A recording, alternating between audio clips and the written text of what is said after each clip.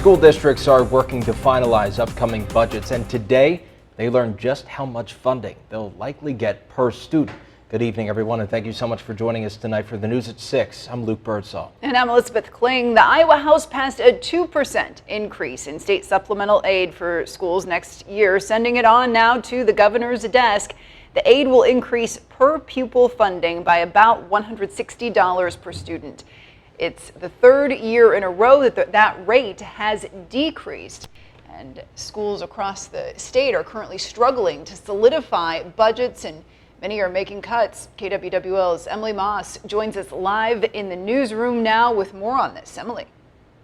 Luke and Elizabeth, today I spoke with the Iowa State Education Association and Waterloo School Superintendent Dr. Jared Smith. The ISEA proposed a 5% increase at the beginning of the session, while Waterloo schools hoped for 3%. Both those say Iowa districts will now have to make do with what they have.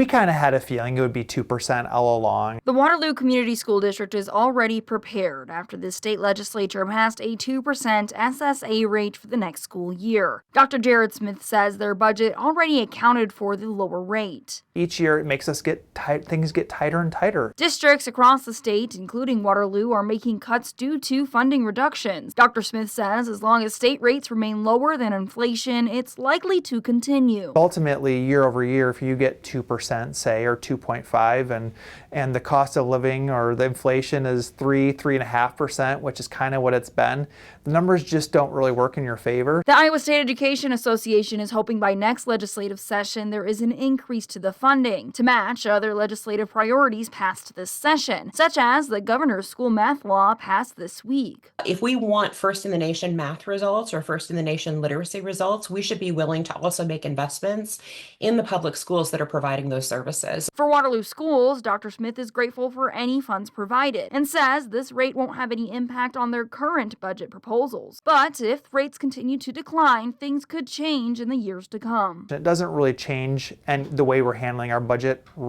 reductions, but it will continue to force us to look at creative outside-the-box ways of funding the district. All districts must finalize their budgets by the end of this month. The bill was sent to the governor's desk, though we don't have an exact timeline of when she would sign it.